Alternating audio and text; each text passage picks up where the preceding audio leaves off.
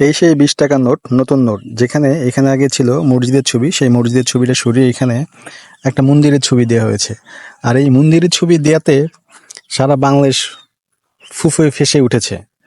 আচ্ছা, আমি কিছু কথা বলতে চাই। যখন এই ২০ টাকার নোটের মধ্যে মসজিদের ছবি ছিল, তখন সেই নোট দিয়ে, সেই চকচকা মসজিদওয়ালা ২০ টাকা নোট দিয়ে আপনার আমার ছেলেরা যখন বসে বসে ঘরে বসে বসে বাবা বানায় খাইতো, তখন তো আপনারা কেউ আন্দোলন করেন নাই, কথা বলেন নাই যে কেন মসজিদের টাকা দিয়ে, মসজিদের ছবিওয়ালা টাকা দিয়ে নেশা করবে, এই নেশাকে বন্ধ করতে হবে। তখন তো কেউ কোনো শব্দ করেন নাই। আচ্ছা, এই যে মসজিদওয়ালা ছবিওয়ালার নোট, টাকা, এই টাকা দিয়ে যখন আপনারা কাউকে ঘুষ দিছেন কিংবা ঘুষ নিছেন, তখন তো কোনো প্রতিবাদ করেন নাই যে এটা একটা পবিত্র নোট, এটার মধ্যে মসজিদের ছবি আছে, তাহলে কেন আমরা এই টাকা দিয়ে ঘুষ দিব, বা কেন আমরা এটা নিয়ে ঘুষ খাবো। বা যেই ব্যক্তি ঘুষ খাইছে, যেমন আপনি জমি জমার নামজারি করতে চান, জমি জমার কোনো ঝামেলা করতে চান, তখন তো ঘুষ ঘুষ দেওয়া লাগে, এটা আমরা সবাই জানি।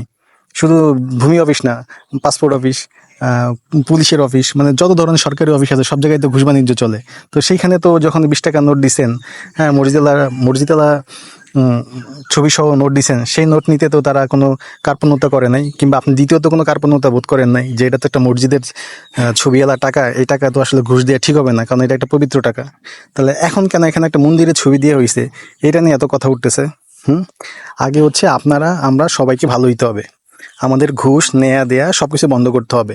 মানে সামাজিক যত অনৈতিক কাজ কারবার আছে, যেটা টাকার বিনিময়ে হয়ে থাকে, সেই কাজগুলোকে বন্ধ করতে হবে। তারপরে হচ্ছে টাকার মধ্যে ছবি টবি এইগুলা নিয়ে পরে চিন্তা করতে হবে।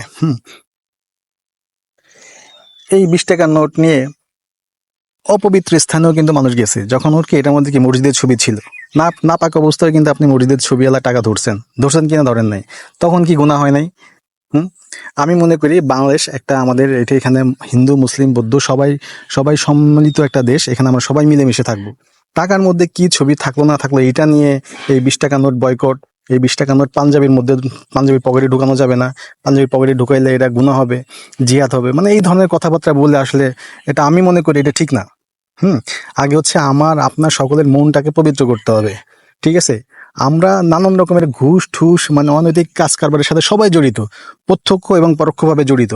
এইখান থেকে আমরা বের হইতে পারতাছি না, কিন্তু ২০ টাকার মধ্যে একটা স্যাম্পল, একটা ছবি যোগ হয়েছে, বৌদ্ধদের না হিন্দুদের একটা মন্দিরের ছবি আসছে, এইটা নিয়ে সোশ্যাল মিডিয়া থেকে শুরু করে মসজিদের খুতবার মধ্যে এগুলো নিয়ে কথা বলতেছে হুজুররা। এটা এমন হবে কেন, তাই না?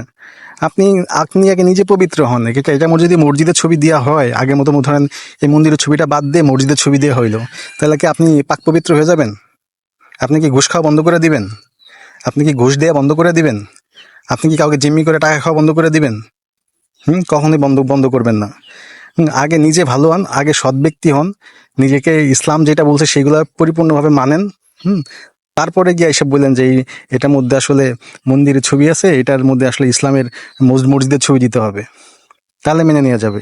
নিজেদের মধ্যে ১০০টা ভেজাল ভেজাল লুকায় আছে, সেটা ঠিক না কইরা টাকার মধ্যে মসজিদের ছবি বাদ দিয়ে মন্দিরের ছবি দিছে, এইটা নিয়ে চিল্লা গলা ফাটায় ফেলাচ্ছেন আপনারা।